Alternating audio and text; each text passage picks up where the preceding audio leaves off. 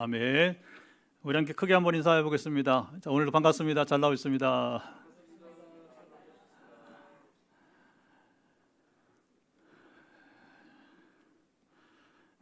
우리 빈내리 교회가 창립한 지가 이제 4년 8개월 지났어요. 4년 9개월째. 4년 6개월 만에 성전을 우리가 완공을 하고 우리가 지난 5월 말에 입당 예배를 우리가 드리게 되었답니다. 그래서 하나님 은혜 가운데 이제 이 교회가 이제 차곡차곡 잘 이제 세워져 가고 있습니다. 할렐루야. 그래서 오늘 초청주의를 우리가 보내게 되는 것은 어쨌든 우리 가족들 함께 다 하나님을 사랑하는 자녀들이 다 되길 바라고, 또 우리 이웃들도 또 직장 동료나 누구도 다 하나님 사랑하시는 자녀들이 되어야 되니까 이런 기회를 통해서 함께 이렇게 만남의 시간 되기를 간절히 기대합니다. 예수님이 한 번은 유대인 교사는 율법학자라고 부르는데 대화를 하시게 되었어요. 이 교사가 자신의 율법 실력을 뽐내고 싶어서 예수님께 이렇게 물었어요. 선생님, 내가 무엇을 하여야 영생을 얻을 수 있습니까? 자, 예수님은 항상 성경을 가지고 얘기하기를 좋아하시니까 그러면 네가 율법에서 어떻게 배웠느냐? 자, 율법에서 뭐라고 말씀하고 있느냐? 물으셨어요. 자, 이 사람이 율법 박사니까 쉽게 대답을 했겠죠. 성경을 한번 읽어보도록 할까요? 길지 않습니다. 내 마음을 다하며 한번 올려줘 보세요.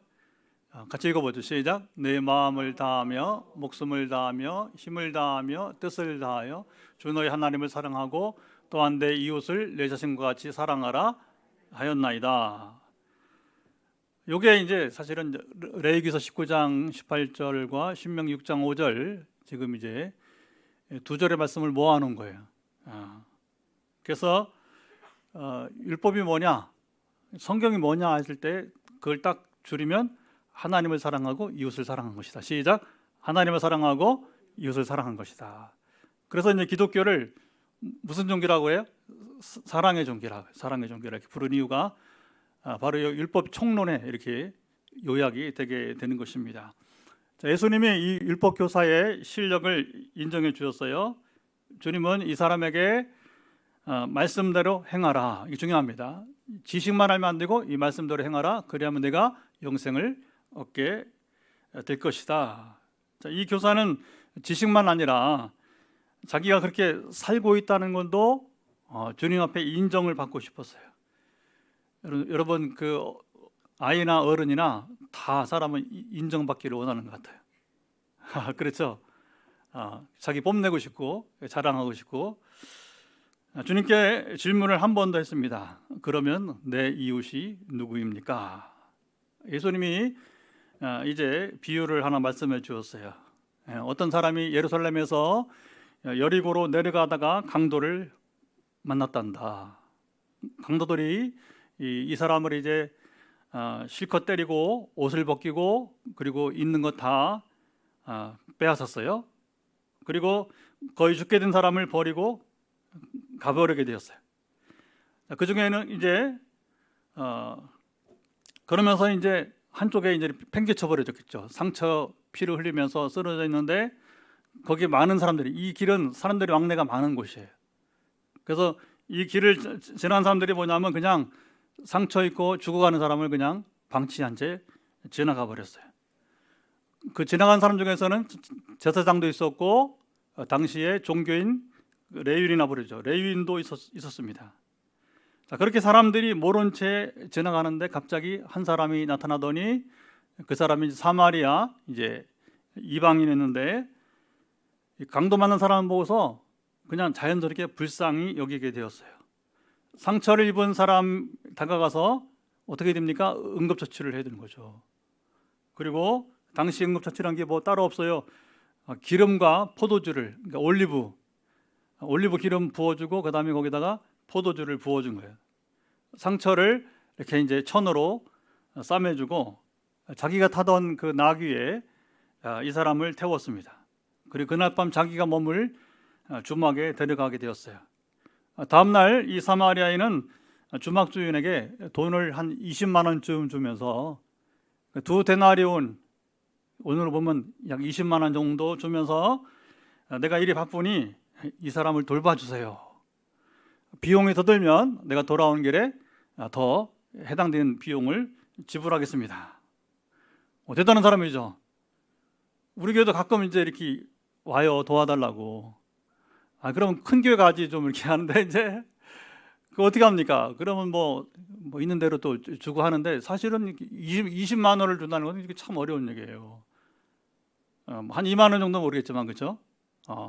그리고 또 그 끝이 아니고 다시 이 치료 비용이 더 들면 더 주겠다고 하는 거니까 이 사람 보통 사람이 아닌 것입니다. 예수님은 이 유대인 교사에게 내 생각에는 이 사람들 중에 누가 강도 만난 자의 이웃이 되겠느냐, 그렇게 물으셨습니다.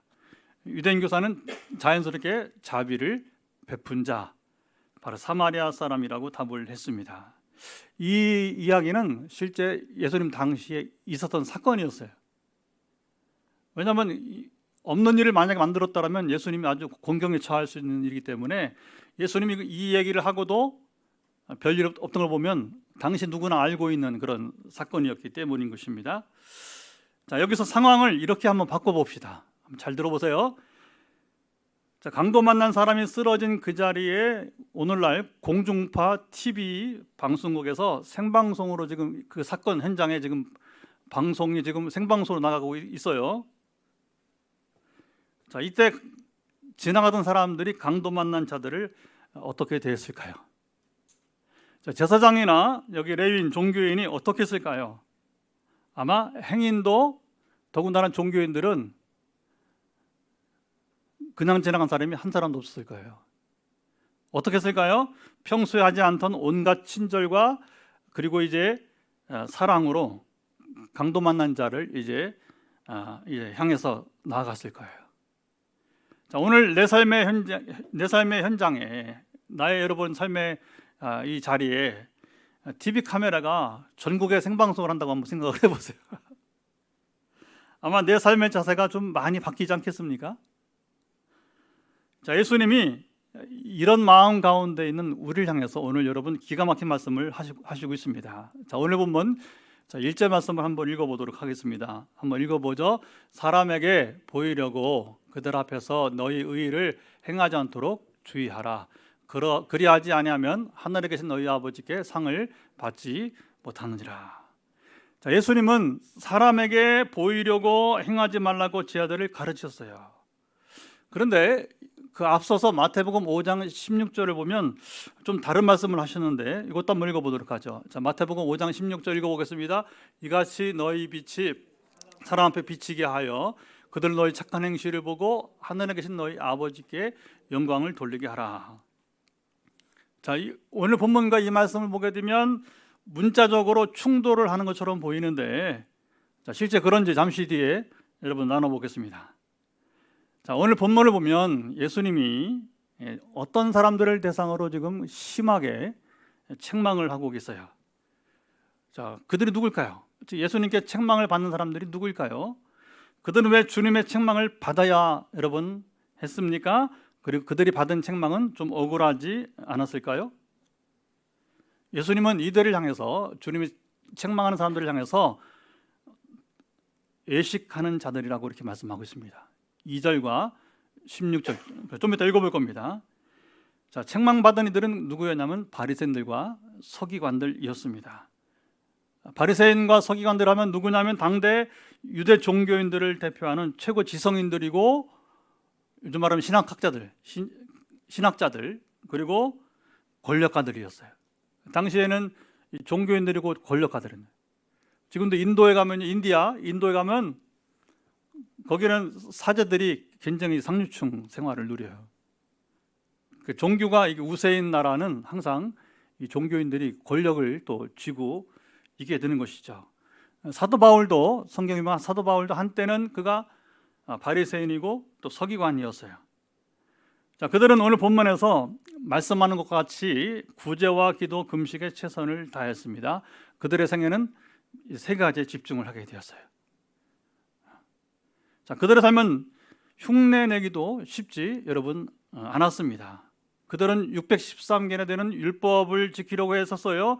여기 오랜 전통을 통해 내려오는 유대인들의 유전들, 할라카라 부르게 되는데 철저히 지키게 되었습니다.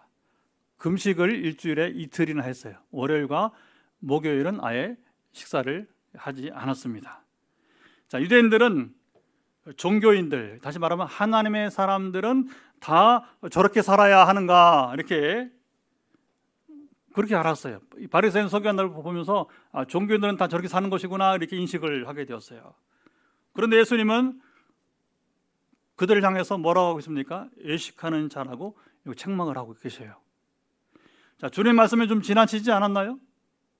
자, 이때의 진상을 찾아서 자, 우리가 2000년 전 유대 땅으로 달려가 봅시다. 자, 예수님께서 자, 외식하는 자들을 책망하셨습니다. 외식하다고 하는 히포크리테스는 잘 들어보세요. 연극 무대에서 배우가 가면을 쓰고서 이제 연기하는 것을 말해요. 다시 말하면 히포크리테스는 뭐냐면 겉과 속이 다른 사람을 말합니다. 이들을 세상에서 뭐라 불러요? 위선자라 그렇게 부르게 돼요.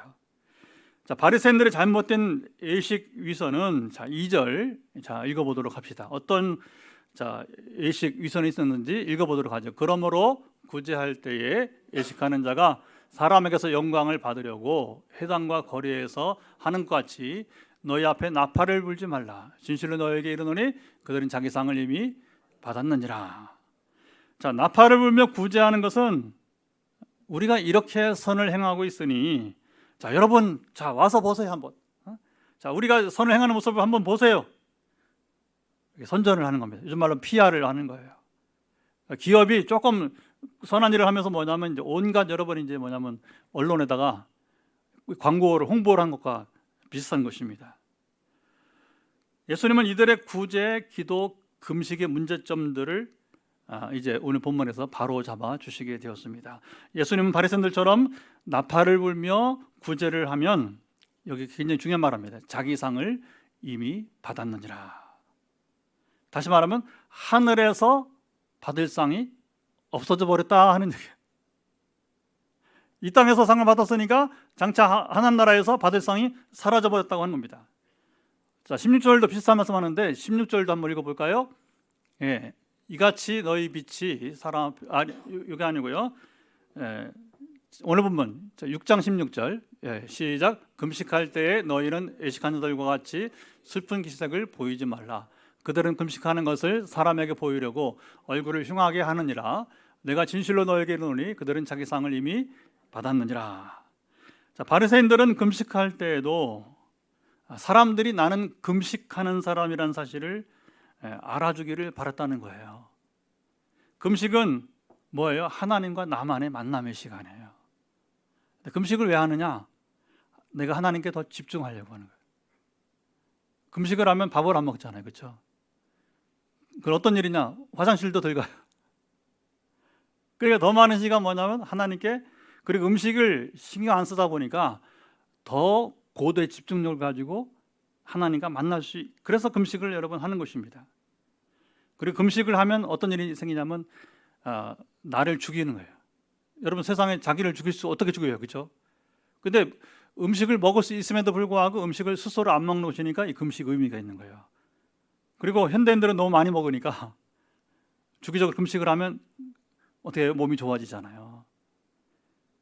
근데 요즘은 예수를 안 믿는 사람들도 금식하죠, 단식하죠, 그렇죠? 주기적으로. 그래서 몸 관리를 한다고 이렇게 해서 이제 하는 모습을 보게 되는 것입니다. 그래서 금식은 철저하게 하나님과 나만의 시간이에요. 외식하고 위선에 빠진 바리새인들은 문제가 뭐냐?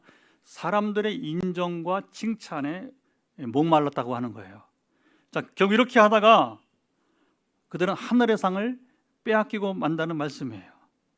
자, 우리가 인생을 살면서 잘 주목해 보세요.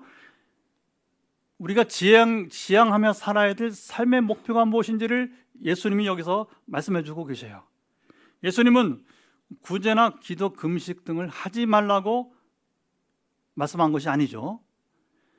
어떤 태도로 우리가 이제 구제를 하거나 기도하거나 금식을 해야 되는지를 본질을 가르쳐주고 있는 것입니다. 그래서 어떻게 해야 되느냐? 3절 4절을 읽어보도록 합시다. 3, 4절을 보시면, 자, 너는 시작. 너는 구제할 때에 오른손이 하는 것을 왼손이 모르게 하여 내 구제함을 은밀하게 하라. 은밀한 중에 보시는 너희 아버지께서 갚으시리라. 자, 구제를 하되, 자, 오른손이 하는 일을 왼손이 모르게 하라. 다시 말하면 은밀히 하라 하는 것입니다. 무슨 말이냐면 받는 자가 누가 주었는지 모르게 구제하라는 거예요. 사람들이 자존심이 있어요.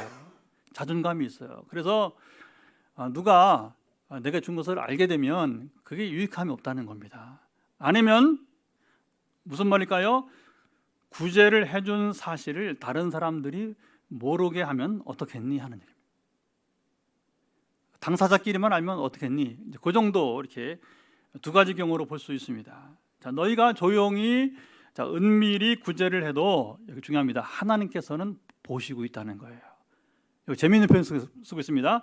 은밀한 중에 보시는 너희 아버지란 말을 쓰고 있습니다. 그리고 그 하나님께서 뭐냐? 네가 구제한 것을 갚아주실 것이다. 다시 말하면 너에게 갑절로 복을 주실 것이다. 그 얘기를 하고 있는 것입니다. 자, 금식을 할 때에도, 자, 17절 18절을 또 읽어보도록 합시다. 어떻게 금식을 해야 되는지 읽어보죠. 너는 금식할 때에 머리에 기름을 바르고 얼굴을 씻으라. 이는 금식하는 자로 사람에게 보이지 않고 오직 은밀한 중에 계신 내 아버지께 보이게 하려 함이라. 은밀한 중에 보시는, 자, 내 아버지께서 갚으시리라. 자, 나는 금식하고 있다고 굳이 사람들에게 알리지 말라는 것이죠. 하나님은 너희 눈에 보이지 않지만 너희 금식하는 것을 지금 보고 계시다. 여기도 또 은밀한 중에 보시는 내 아버지다, 이렇게 말하고 있습니다. 자, 너의 금식 기도를 응답하실 것이라고 하는 것입니다. 여러분, 금식 기도의 목적은 뭐예요? 응답을 받는 게 목적이란 말입니다. 사람들하고는 아무런 관계가 없는 거예요. 자, 하나님은 우리의 일거수일투족을 언제나 보시는 분이에요. 자, 하나님이 우리를 어떻게 보고 계시는지 한번 성경을 통해서 알아볼까요? 여러분, 이걸 읽으면 깜짝 놀랄 겁니다. 하나님이 나를 이렇게 보시는가? 자, 시편 139편, 자, 1절부터 5절 천천히 한번 읽어보겠습니다. 시작. 여호와여, 주께서 나를 살펴보셨으므로 나를 아시나이다. 어떻게? 2절, 주께서 내가 앉고 일어섬을 아시고 머릿속도 나의 생각을 밝히 아시오며 나의 모든 길과 내가 눕는 것을 살펴보셨으므로 나의 모든 행위를 익히 아시오니. 4절, 여호와여, 내 혀의 말을 알지 못하신 것이 하나도 없으시니이다. 주께서 나의 앞뒤를 둘러싸시고 내게 안수하셨나이다. 이걸 한마디로 말하면 하나님은 낮이나 밤이나 내가 집에 있든지 일을 할 때든지 어디 있든지 간에 우리를 보고 여러분 아신다는 거예요. 심지어 내 입에 지금 내가 무슨 말을 할 줄도 이미 아신다는 것입니다. 여러분 한번 생각해 보세요. 사람들이 만약에, 하나님이 아니고 사람들이 나를 이렇게 꿰뚫어 보고 여러분 잘 안다면 얼마나 피곤할까요? 부담감이 있잖아요. 기분도 좋지 않죠, 그렇죠? 제가 최근에 들었는데 요즘은 여러분 이제 이 방청 기술이 얼마나 이제 발달했는지 우리 군 첩보부대에서 북한에 어느 지 관계없이 북한 병사들이 사사로이 얘기하는 것도 들을 수 있다는 거예요. 옛날에는 뭐 여러분 참 이해가 안 돼요. 무슨 장비로 어떻게 쓰는지 모르겠는데 북한에 어디 있든 관계없이 그 부대 내에서 사병들이 여러분 둘이서 사사로이 말하는 말을 지금 방청을 하고 있다는 거예요. 그 세상에 비밀이 없어요. 이건 그 군사적인 차원이기 때문에 제가 더 말할 게 여러분 없습니다. 자, 하나님이 우리를 아신다는 것은 여러분 주목해 보세요. 이것은 우리는 부담감이 없어요. 만약에 북한 병사들이 우리 첩보부대에서 자기 하는 말을 듣는 줄 안다 그러면 이게 얼마나 기분 나쁘겠어, 그죠? 부담스럽고. 요즘은 정말 이제 이 군사 기술이 너무 발달하니까 이 정보전이잖아요. 근데 하나님이 우리를 이렇게 잘 아신다고 할 때 부담감이 왜 없느냐? 하나님이 우리를 아시는 것은 우리를 비난하려고 하심이 아니고, 하나님이 누구라고 했어요? 아까 우리 아버지로서 우리를 보호해 주시기 때문입니다. 아까 시편 139편 5절만 한번 띄워보세요. 시편 139편 5절 보게 되면 어떻게 우리를 보호하시느냐? 나의 앞뒤를 둘러싸시고 보호하시는 거죠. 내게 안수하셨나이다. 안수는 뭐예요? 손을 얻는다는 말이죠. 하나님 손이 있다는 것이 아니라 우리를 보호하시고 철저하게 여러분 지켜주심을 말씀하고 있는 거예요. 자, 오늘 본문을 나누면서 하나님께서 우리가 어떻게 살기를 원하시는지를 우리는 여러분 이제 들을 수 있습니다. 간단합니다. 하나님 우리에게 원하신 삶은 우리가 사람들을 바라보며 살지 말고, 자, 오늘 주제가 나옵니다. 이제 하나님을 바라보며 여러분 살라고 하는 말씀이에요. 이 태도에 뭐냐면 진정한 우리의 행복이 결정된다고 하는 겁니다. 우리가 하나님을 바라보지 않고 세상 사람들을 바라보며 살면 오늘 본문의 바리새인들과 같이 자꾸 비교하며 살아요. 불필요한 비유까지 하고요. 비교는 우열을 가리게 되고 그리고 승부를 요구합니다. 여기서 사람들의 불행이 시작이 되게 되는 거예요. 우리 한국이 지금 많이 발전했어요. 제가 최근에 이렇게 그 SNS 보다 보니까 희한하게 그 정보가 많이 계속 제 눈에 보이는데, 그동안 1960년대 이후에 지금 2021년이니까 통계라는 것은 뭐 바로 어제까지가 아니고 보다 2019년까지 그 통계 나오게 되는데, 우리나라의 모든 게 지금 보면요, 긍정적이든 부정적이든 간에 10위에서 세계 10위에서 15위 사이에 다 들어가요. 경제부터 모든 것들이, 어떤 것은 뭐 이제 탑 정말 7 안에도 들어가는 경우도 있어요. 수출 같은 경우는 거의 이제 뭐 7, 8위까지 올라가 있으니까. 그 최근에 보니까 우리가 이제는 개도국에서 선진국으로 완전히 이제 그 지위를 인정받았어요. 근데 그 기구가 생긴 이후로 처음이래요. 이렇게 개발도상국에서 선진국으로 그 기관에서 받은 나라는 대한민국이 처음이랍니다. 할렐루야. 굉장히 우리나라가 많이 성장을 했어. 그런데 문제는 뭐냐면 삶의 질은 어떠냐. 우리 대한민국 사람들이 사는 삶에, 여러분 행복하십니까? 사는 삶이, 대한민국에 사는 삶이 행복해요? 여러분, 이 삶의 질에서는 대부분이 행복하다고 말을 못한다고 하는 거예요. 그 근원이 어디 있을까요? 오늘 본문이 있습니다. 바로 불필요한 비교에서 시작이 되는 거예요. 이미 우리는 받은 은혜가 충분하고 우리는 행복히 살고 있어요.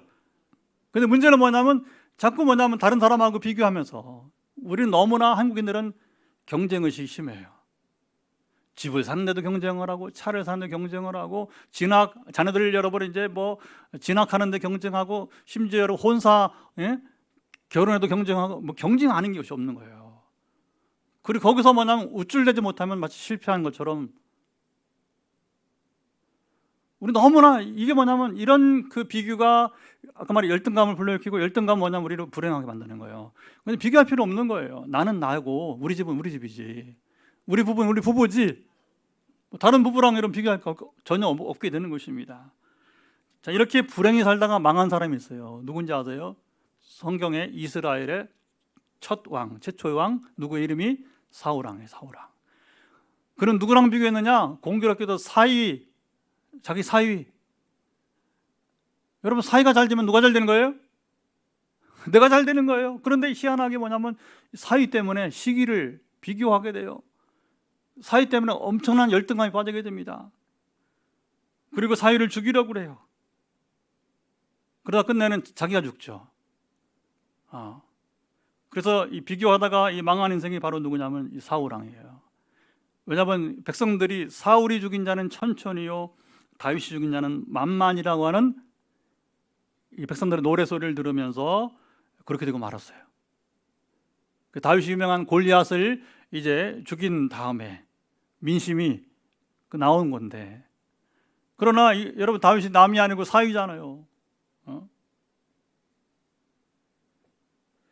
여러분, 이것을 못해서 뭐냐면, 자, 우리가 남을 인정해주면, 사위를 인정해 주었으면 되는데, 그것을 못해서 불행을 자초했다는 겁니다. 이런 얘기가 성경에 나오고 있어요. 어쨌든 간에 비교는 항상 열등감을 가져오고, 이 마음을 주는 것은 바로 뭐냐? 사탄이, 여러분, 귀신이 주는 거예요. 자, 이웃이나 친구와 비교하다 보면 지기 싫죠? 누가 여러분 지는 거 좋아하겠습니까?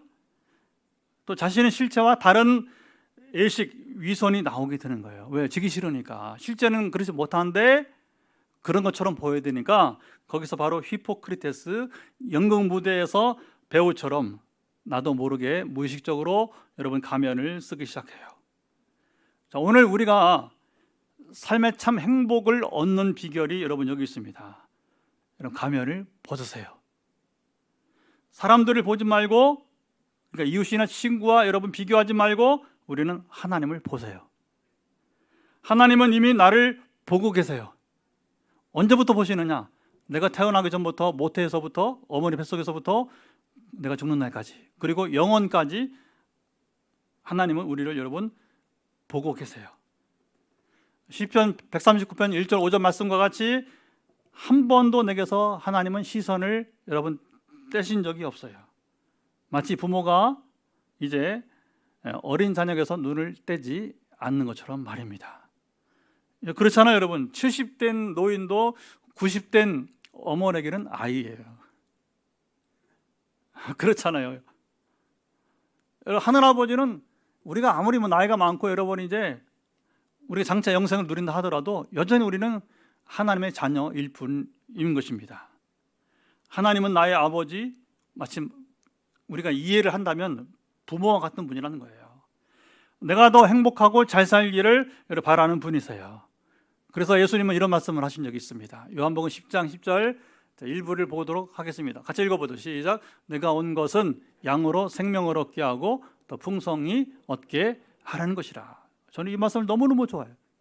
항상 외우고 있는, 보지 않고도 외우는 말씀인데, 나는 여기서 예수님이시고 양은 바로 저와 여러분을 의미하게 돼요.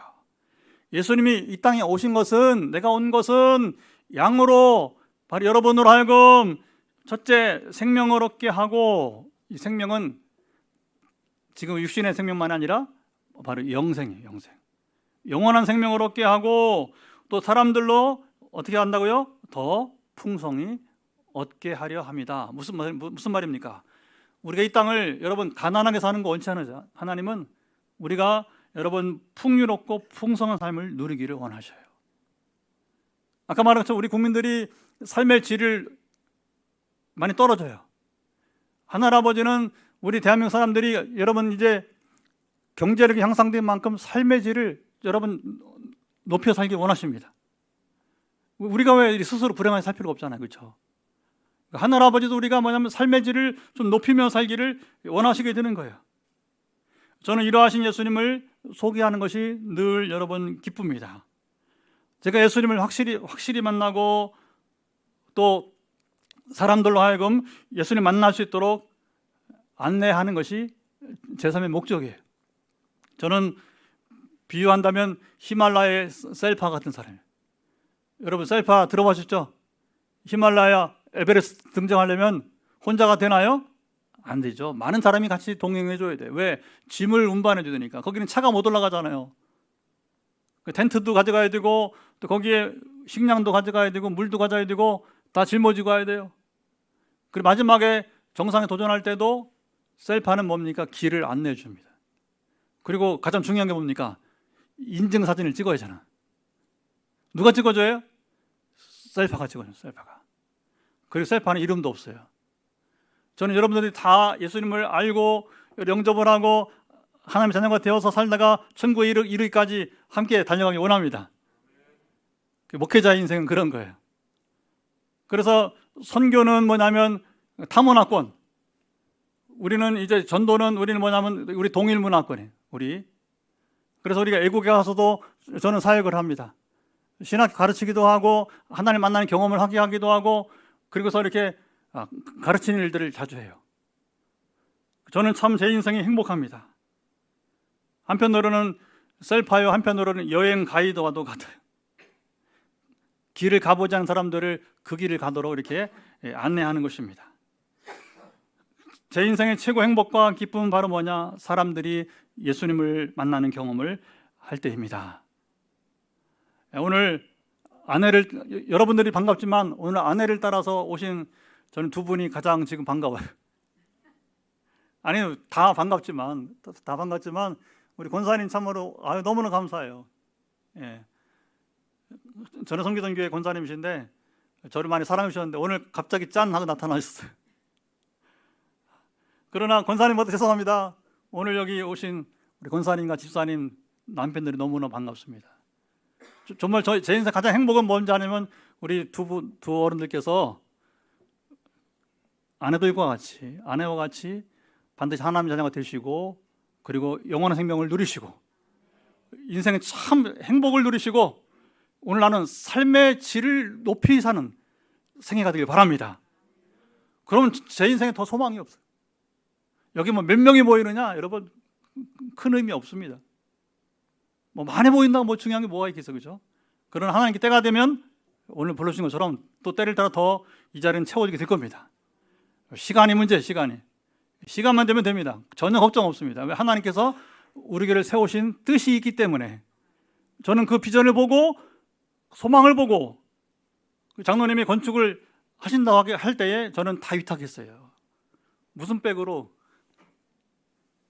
하늘 아버지. 왜?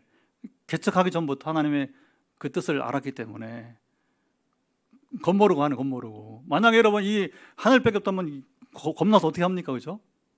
그러나 아무 겁이 없어요. 그냥 평안할 뿐인 것입니다. 할렐루야. 자, 이제 그 사람도 인생의 참 행복을 여러분 누릴 수 있을 때 저는 목회자로 행복한 거예요. 이런 글이 있습니다. 한번 또 띄워줘 보죠. 자, 인생의 방황은 굉장히 중요한 말이 나옵니다. 시작. 인생의 방황은 예수님을 만남으로 끝나고 신앙의 방황은 건강한 교회를 만나면 끝난다. 사람들이 왜 방황합니까? 왜 살지? 죽음이 끝인가? 죽음 후의 세계는 뭐지? 여러분 붙다가 부처가 이걸 해결 못했어요. 왜 그러냐면 부처님이 이제 죽기 전에 붓다의 제자들이 묻습니다. 선생님, 죽음 후의 세계에 대해서 말씀해 주세요. 왜냐하면 선생님 죽기 전이니까. 지금 이제 이제 거의 운명 임종이 다가오니까. 근데 그 붓다는 굉장히 정직한 사람이었어요. 얘들아, 내가 죽어봤어야 알지. 예수님은 죽음의 세계를 분명히 말씀하셨어요. 그 당신이 부활하심으로 영원히 사는 존재가 되었습니다. 이게 중요한 겁니다, 여러분. 이제 정말 우리 인생의 방황이 어떻게 끝나느냐, 우리가 왜 살지? 주님이 답을 하시는 거예요. 예수님이 답을 주셨어요. 죽음이 끝이 아니에요. 우리 죽음에 영원히 살게 된 겁니다. 한 가지만 여러분 사고방식을 깨뜨려 줄게요. 여러분, 우리는 최근에 이제 우주 개발을 하잖아요, 그렇죠? 기껏 어디 갑니까? 달, 화성 정도에, 그렇죠? 아직 우리 인류의 기술이 너무 부족합니다. 상당히 발전한 거예요. 왜냐면 전에는 화성에 가려면 편도 1년, 우주선 1년. 최근엔 6개월 걸렸고 그게 원자로로 바꾸면 3개월이면 간답니다. 이제 가는 기간만. 그런데 이 화성은 너무나 짧은 거리예요. 우주 크기에 비하면 여기가 하셔야 됩니다. 아니, 영생을 하면 이 좁은 지구에서 어떻게 다 살아? 아니에요. 여러분, 이 지구의 범위를 넘으세요. 그래서 우리 사고체계가 지구를 넘어가세요. 하나님 세계는 광대합니다. 여러분, 저 은하계에는 지금 태양보다도 훨씬 더 큰 또 태양이 있는 거 아십니까? 그러니까 내세가 뭐냐? 내세가 이 지구에 머무는 그 내세가 아니고 정말로 여러분 이제 그 우리의 영원한 세계는 어마어마한 겁니다. 성경을 읽으면요, 여러분들이 영적인 눈이 뜨이면 그것까지 볼 수 있어야 돼. 그래 볼 수 있어야 됩니다. 그 인생의 방향은 여러분들이 장차 예수님을 만남으로 끝나기 바랍니다. 신앙의 방향은 어떤 교회? 건강한 교회를 만나면 끝난다는 거예요. 어떤 교회가 건강한 교회냐? 지성이 넘치면서, 지성 말씀 안 됩니다. 아까 바리새인들처럼 어떻게 되냐? 본질을 쫓아가는 교회가 되어야 돼요. 어떻게 본질을 쫓아가느냐? 하나님이 이곳에 임재하는 교회라 돼요. 우리 교회는 과감히 하나님이 임재하는 교회라고 말씀드릴 수 있어요. 수많은 경험들이 그동안에, 제가 개척 아까 4년 8개월 됐다고 했잖아요. 저는 10여 년 전부터 그 하나님의 실제를 경험하고 그리고 사역을 하고 있는 사람이에요. 그래서 감히 우리가 건강하다고 할 수 있는 것은 뭐냐면, 우리는 지성을, 제 설교를 들어보면 대부분이 그런 얘기를 많이 해요. 상당히 논리적이다, 이론적이다. 그런데 거기만 그치면 안 되고, 우리는 하나님의 살아계심을 증거하는 교회가 됩니다. 그래서 이게 건강한 교회가 되는 거예요. 여기 우리 교회에서 오셔서 잘 신앙을 배우고 익히면 여러분은 정말 인생 방황 끝납니다. 신앙의 방황 끝나게 될 것입니다. 오늘 이웃초청주일에 함께 예배를 드린 여러분은 모두 예수님을 만나심으로 인생의 방랑이 끝이 나기를 바랍니다. 예수 그리스도 복음이면 충분합니다. 또 여러분은 건강한 교회 포항 빛내리게 오셨습니다. 이곳에서 함께 예배를 드리며 신앙생활을 하면 하나님을 더 깊이 만나고 그리고 건강하고 행복한 삶을 여러분 누리게 될 것입니다. 여러분은 오늘 이곳에 초대한 우리 교우들이 이것을 먼저 알고 경험하였습니다. 그래서 여러분들을 초대한 거예요. 그냥 막연히 종교생활하자 부른 게 아니고, 적어도 우리 교인들 대부분이 뭐냐면 이제 하나님의 실제를 알고 우리 인생이 그 문제를 알고 그리고 어떻게 우리 인생의 문제 해결되는지를 알고 경험한 분들이에요. 이제 여러분 차례입니다. 하나님은 우리를 보시고 훗날 상급을 여러분 이제 주십니다. 마태복음 25장에 보면 참 귀한 말씀이 있어요. 자, 최후 심판대에 있을 일인데 읽어보도록 하죠. 미리 나왔네요. 마태복음 25장 34, 35, 36절까지 시작. 그때에 임금이 그 오른편에 있는 자들에게 이르시되 내 아버지께 복받을 자들이야 나와 창세로부터 너희를 위하여 예비된 나라를 상속받으라. 내가 줄일 때 너희가 먹을 것을 주었고 목마를 때에 마시게 하였고 나그네 되었을 때에 영접하였고 헐벗을 때에 옷을 입혔고 병들었을 때에 돌보았고 옥에 갇혔을 때에 와서 보았느니라. 자, 예수님이 이 말씀을 들은 사람들이 무슨 말인지를 몰랐어요. 이들이 주님께 질문했습니다. 우리가 언제 주님께서 줄이신 것을 보고 먹을 것을 음식을 대접했고 목마르신 것을 보고 주님이 마시게 했습니까? 또 언제 우리가 나그네 되신 주님을 보고 옷을 입혔습니까? 언제 주님이 병들고 감옥에 있을 때 가서 배웠습니까? 그런데 예수님이 놀랍게 이런 말씀을 하시는 거예요. 자, 마태복음 25장 40절 읽어보죠. 시작. 임금이 대답하여 이르시되 내가 진실로 너에게 이르노니 너희가 여기 내 형제 중에 지극히 작은 자 하나에게 한 것이 곧 내게 한 것이니라 하시고. 여러분 인생은 참 쉽지 않았죠, 그렇죠? 지금 살아오시면서 지금도 쉽지 않죠. 그러나 어렵지만은 않습니다. 인생을 너무 어렵게 생각하지 마세요. 우리 인생 이야기는요, 여러분 항상 멀리 있지 않아요. 항상 가까이서 모든 것이 여러분 일어납니다. 멀리 있는 사람에게 잘하지 못해도 괜찮아요. 가까이 있는 사람에게 여러분 잘하면 됩니다. 자, 이것을 오늘은 성경에서 하나님이 기억하신다고 하는 거예요. 우리 가까이 있는 사람에게 잘하면 그것이 곧 예수님을 섬긴 것으로 여러분이 인정하신다고 약속하고 계신 거예요.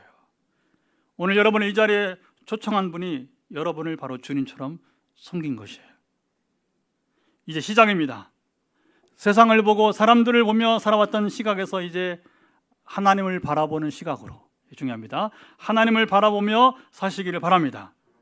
그때 여러분의 삶에 놀라운 변화가 일어날 것입니다. 시간이 좀 지나서 저는 여러분 중에서 이 자리에 나와서 내가 주님을 그때 목사님 이렇게 환영해 주시고 설교했는데 내가 주님을 만나게 되었다고, 그 이후로 내가 주님을 이렇게 만나게 되었다고 여러분 이 자리에서 함께 나눴으면 좋겠습니다. 우리는 간증이 많은 교회, 간증이 많은 교회. 주님을 만나서 변화된 사람들의 이야기를 우리는 주기적으로 함께 나누는 교회입니다. 그래서 그런 변화와 우리 만남의 역사가 앞으로도 이어질 수 있기를 기대합니다.